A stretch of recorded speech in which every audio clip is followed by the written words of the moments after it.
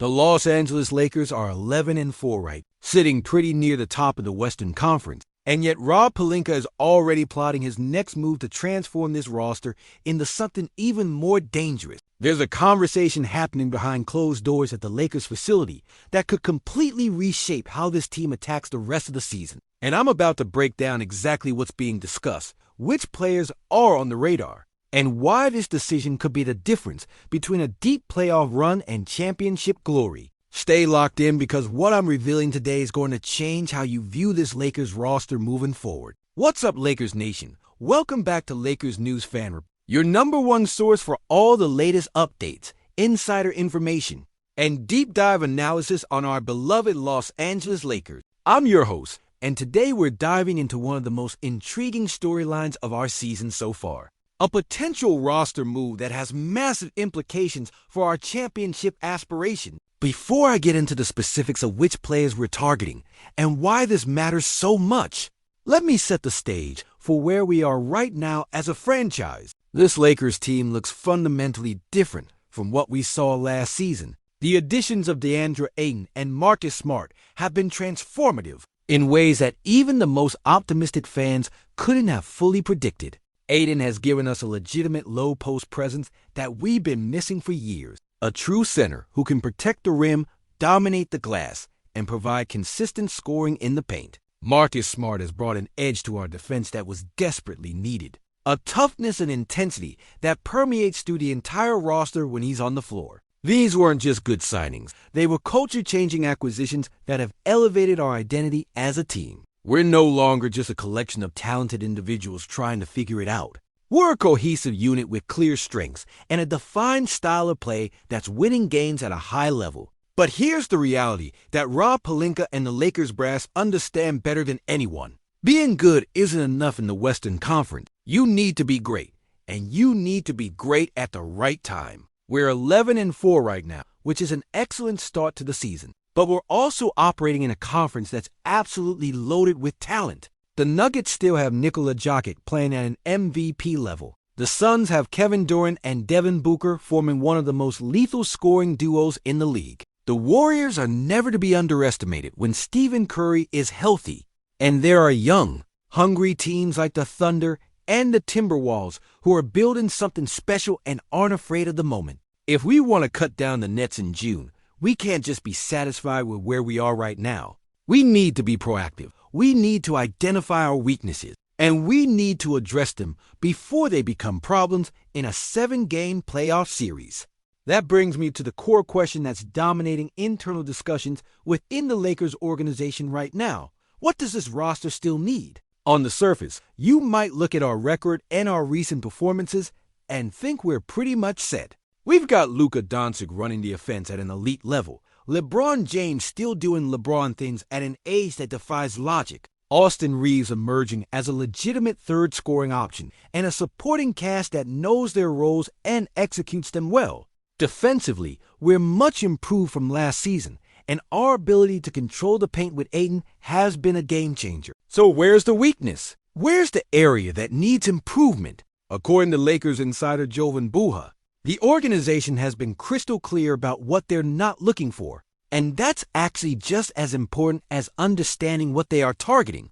When asked directly whether the Lakers are considering adding another point guard to help facilitate the offense and take some ball handling pressure off Luka Doncic, Buha's response was definitive and immediate. No, that's not on the table. The reasoning makes perfect sense when you break it down. We already have 3 elite ball handlers on this roster in Luka, Austin Reeves, and LeBron James. These aren't just capable passers. These are guys who can orchestrate an entire offense, make reads in pick-and-roll situations, and create advantages for their teammates in half-court sets. Adding another point guard would be redundant and wouldn't address the actual areas where we need help. It would be like buying a 4th sports car when what you really need is a truck to haul heavy loads. It might sound nice in theory, but it doesn't solve your actual problem. So if point guard isn't the answer, what is? This is where things get really interesting, and this is where the Lakers' focus has shifted over the past few weeks. The organization has identified the frontcourt as the area that needs reinforcement. Now, before you start thinking, wait, didn't we just add DeAndre Ayton? Why do we need another big man? Let me explain the nuance here. Ayton has been fantastic, but he's also being asked to carry a massive load in the paint. He's our primary rim protector, our leading rebounder, and our most consistent interior scorer. That's a lot of responsibility for one player, especially over the course of an 82-game season and hopefully a long playoff run. We need another front-court player who can share some of those responsibilities, give Ayton occasional rest, and provide a different look depending on matchup. Jackson Hayes is currently our backup center, and while he has all the physical tools you'd want in a modern NBA big man, he's been limited in his impact this season. Hayes is averaging just 5.3 points and 4.1 rebounds per game, which simply isn't enough production from your backup center when you're trying to compete for a championship. His offensive limitations are well documented at this point. He's a great athlete who can finish lobs and run the floor in transition. But he doesn't have a reliable post game. His jump shot is inconsistent at best, and he struggles to create his own offense when the play breaks down. That's not necessarily a knock on Hayes as a player. It's just an acknowledgement that he might not be the outfit for what we need right now. We need someone who can come in and maintain or even elevate our level of play when Ayton goes to the bench. And Hayes hasn't consistently shown that ability. This is where the trade market becomes relevant. And this is where Rob Pelinka starts earning his salary as general manager. There are three names that have been circulating in basketball circles as potential targets for the Lakers. Three front-court players who would each bring something different to our roster, but who would all address our need for additional size and scoring in the paint. Those three names are Lauri, Markkanen, Daniel Gafford, and Domantas Sabonis. Each of these players represents a different profile, a different skill set, and a different level of acquisition difficulty. Let me break down each one individually so you understand what they will bring to the Lakers and why they make sense as potential targets. Let's start with Lauri Markkanen, who's currently with the Utah Jazz and having another excellent season. Markkanen is a 7-footer who can stretch the floor with his shooting, averaging over 20 points per game and knocking down threes at a high clip. What makes Markkanen so appealing for the Lakers is his versatility. You can play either power forward or center depending on the lineup. He spaces the floor, which would open up driving lanes for Luka and LeBron. And he's improved defensively to the point where he's no longer a liability on that end. Imagine pick-and-pop situations with Luka and Markkanen, where defenses have to respect Markkanen's shooting ability and can't just load up on Luka's drives. That would be devastating for opposing defenses. The challenge with acquiring Markkanen is that Utah values him highly, and it would likely take a significant package of assets to pry him away. We're talking multiple first-round picks and possibly a young player or two. That's a steep price. But for a player of Markkanen's caliber who's still just 27 years old, it might be worth it if we believe he's the missing piece. Next up is Daniel Gafford, currently with the Dallas Mavericks and playing excellent basketball as their starting center. Gafford is a different type of player than Markkanen. He's not a floor spacer. He's not going to stretch defenses with his shooting. But what he does provide is elite rim protection, high-level rebounding, and incredible efficiency as a roll man in pick-and-roll situations. Gafford shoots over 70% from the field because he knows his role and he executes it perfectly. He catches lobs, he finishes around the rim, and he cleans up misses on the offensive glass. From a pick-and-roll perspective, Gafford would be a dream for Luka Doncic. Luka is one of the best pick-and-roll operators in the entire league, and having a vertical threat like Gafford rolling to the rim would create easy baskets and take pressure off our perimeter players. The advantage of targeting Gafford is that he might be more attainable than Markkanen from an asset perspective. Dallas has other front-court options, and if we put together the right package, they might be willing to part with him. The question is whether Gafford's lack of shooting will create spacing issues for our offense, especially in playoff situations where defenses can pack the paint. Finally, we have Domantas Sabonis, the Sacramento Kings all-star center,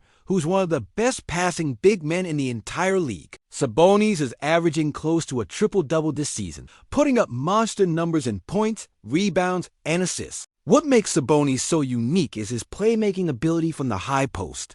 He can facilitate the offense like a point guard, hitting cutters with pinpoint passes and creating advantages for his teammates with his basketball IQ. Sabonis would give the Lakers a completely different dimension offensively, allowing us to run sets through him in the post and letting Luka and LeBron play off the ball more frequently. He's also an elite rebounder and a solid defender when engaged. The massive challenge with Sabonis is that Sacramento has no incentive to trade him. He's their best player, he's beloved by their fan base, and he's under contract for multiple years. It would take an absolutely massive offer to even get the Kings to consider a deal, and even then, they might just say no. But if there's any front office creative enough to pull off a blockbuster like that, it's Rob Pelinka.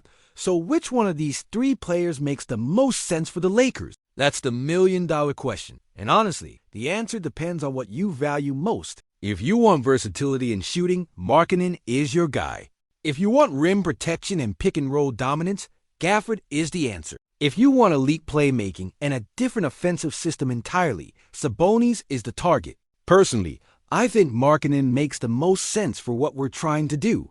His ability to space the floor would make life so much easier for Luka and LeBron, and his size would allow us to play bigger lineups without sacrificing offensive efficiency. But I also understand the appeal of Gafford, especially considering he might be the most realistic acquisition of the three. Sabonis would be incredible, but I just don't see how we put together a package that convinces Sacramento to move him. The broader point here is that the Lakers are not complacent. We're 11-4. We're playing great basketball. But the organization understands that championship windows don't stay open forever. LeBron is still performing at an elite level, but he's not getting any younger. Luka is in his prime right now, and we need to maximize these years when we have two generational talents on the same roster. That means being aggressive in the trade market. That means identifying weaknesses and addressing them proactively. And that means being willing to part with assets if it means improving our championship odds. Rob Pelinka has shown throughout his tenure that he's not afraid to make bold moves. And I expect that trend to continue as we approach the trade deadline. One thing that's worth noting is how these potential additions would impact DeAndre Ayton. Bringing in another front-court player isn't a slight against Ayton or an indication that the Lakers are unhappy with his performance. Quite the opposite, actually. Ayton has been exactly what we hoped he'd be when we acquired him. But basketball is a long season, and asking one player to carry the entire front-court load is unsustainable. Adding someone like Markkanen, Gafford, or Sabonis would make Ayton's life easier by giving him a running mate who can share the rebounding responsibility, provide additional scoring, and allow for more versatile lineup combinations. It would also give us insurance in case Ayton gets injured or runs into foul trouble in crucial playoff games. Depth wins championship, and right now, our front court depth behind. Ayton is questionable at best.